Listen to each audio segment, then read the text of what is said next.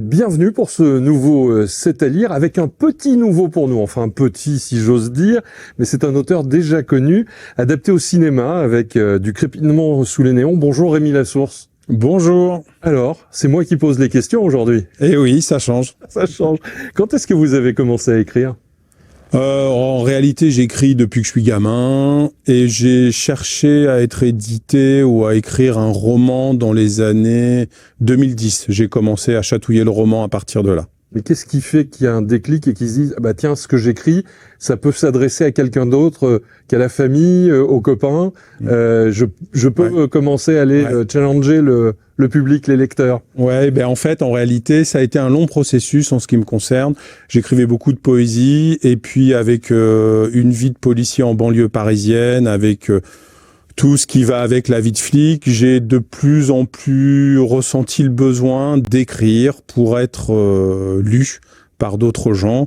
J'avais un modèle que j'aimais beaucoup à l'époque, Jim Harrison, qui est un gros auteur américain, qui vivait un peu dans les bois, qui faisait beaucoup de camping, et je voulais un peu ce qu'on appelle le nature writing, enfin écrire sur la nature. Ça, c'est mes premières envies. Avant de parler de l'actualité, j'aimerais parler de ce roman que j'ai vraiment adoré, l'affaire Jaune Sang, sous-titré Betty Blues, parce que c'est aussi le témoin d'une époque. On est en pleine période des Gilets jaunes. Ce personnage donc principal du roman est Betty. Ici, dans Profanation à Limoges, on a Caro. J'ai l'impression que vous adorez écrire pour des personnages féminins. Oui, alors on parlait de Jim Harrison qui a fait un énorme roman, enfin autour de Dalva, son héroïne, puis la suite, La Route du Retour. Donc, et puis, comme vous le disiez, j'étais adapté au cinéma. Les réalisateurs m'expliquaient qu'effectivement, aujourd'hui, on parle pas assez des femmes et que ça, elles doivent être mises en avant. On est d'accord ou pas avec cette idée. Et moi qui suis flic et qui ai toujours un petit peu envie de redorer le blason de la profession, je disais, je vais parler des nanas dans la police, parce qu'après tout, ce sont des porte-étendards, c'est des filles dont on parle pas assez. Et voilà, donc c'est les héroïnes du quotidien, et c'est un peu des livres pour donner envie d'être flic, j'avoue. Est-ce que le métier a changé depuis que les femmes sont entrées dans la police ? J'ai l'impression qu'on fait peut-être plus attention à ceux qui viennent demander assistance. Alors, en réalité, quand je suis rentré dans la police, il y avait déjà beaucoup de femmes. Je suis rentré en 2000, donc je pourrais pas parler du temps avant, mais en ce qui concerne, en réalité, sur l'égalité homme-femme dans la police, on a tous le même salaire, quel que soit notre sexe. Donc on évolue tous, on est payé de la même façon. À ma connaissance, j'ai jamais été témoin de misogynie ou de voilà, j'ai rien vu de particulier, mais voilà, elles font l'objet de mes romans. L'intrigue du nouveau roman qui est juste devant moi, l'intrigue de ce nouveau roman donc part d'un fait divers, des tombes de francs-maçons sont pillées. Pourriez-vous me faire le pitch comme on dit à la télé ? Oui, alors j'avais envie d'un fantôme dans l'immense et magnifique cimetière de Louia.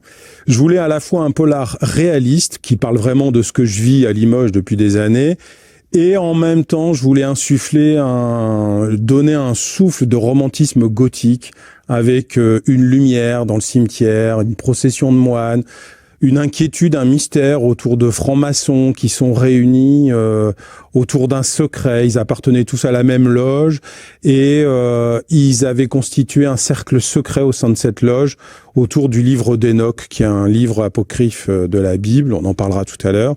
Et on suit la vie de ces flics qui veulent percer ce mystère un peu ésotérique et mystique. Et en même temps, Caro a des problèmes avec des dealers qui cherchent à tout prix à l'intimider personnellement, à lui nuire dans sa vie privée. Caro, c'est vraiment inspiré par une de vos collègues. Alors oui, il faudra que je lui dise. Faudra que je lui dise. Elle est actuellement en poste à Poitiers. Mais Caro, c'est vraiment une collègue comme Betty. Puisque vous avez aimé Betty Blues. Betty, c'est une petite stagiaire que j'avais eue. Et c'est Tracy Gotoas, une actrice qui prête les traits à Betty sur la couverture. On la voit bien sur la couverture que je montre à cette caméra. L'actualité, bonne ou mauvaise, est donc une source d'inspiration, mais au final, ce sont les trains en retard et les drames qui donnent les histoires les plus intéressantes à raconter. Alors oui, j'avais envie de... c'est ce que je vous disais, c'est un prétexte pour parler du métier. Je veux aussi montrer vivre la police de l'intérieur, vivre la vie des flics, comment ils vivent leur métier, leurs souffrances, leurs joies, des moments difficiles qui sont difficiles dans le métier, mais qui en même temps les transcendent, les élèves. Donc c'est un peu à chaque fois des romans initiatiques sur l'humain. Alors le boulot, l'écriture, c'est Police H24. Est-ce que vous avez quelque chose pour décompenser, pour compenser, pour respirer un autre air? Mais en réalité, moi, quand j'écris, je m'amuse. C'est le jeu. C'est un jeu comme quelqu'un avec des Legos ou avec un puzzle. En réalité, pour moi, c'est tout à fait naturel d'écrire et d'inventer des histoires. Donc c'est déjà pas vraiment un travail pour moi. Et puis le sport, d'ailleurs, je parle de la SPTT, ma salle de muscu avec tous les anciens retraités qui sont dedans là. Donc voilà, il y a des petits clins d'œil pour les Limougeaux. Quand est-ce que nous vous revoyons avec un autre livre? Alors peut-être de la poésie un jour, puisque vous aimez ça. Oui, alors je sais pas si ça mérite d'être publié. Bon, on va pas se mentir, mais j'ai écrit la suite de Betty Blues et je travaille à la suite de Caro et Ibra, Profanation à Limoges, avec cette fois-ci non plus un fantôme, mais un vampire et un loup-garou à Limoges. Merci d'être venu nous faire trembler, frémir sur le canapé rouge de 7 à lire et à très vite pour un nouveau numéro.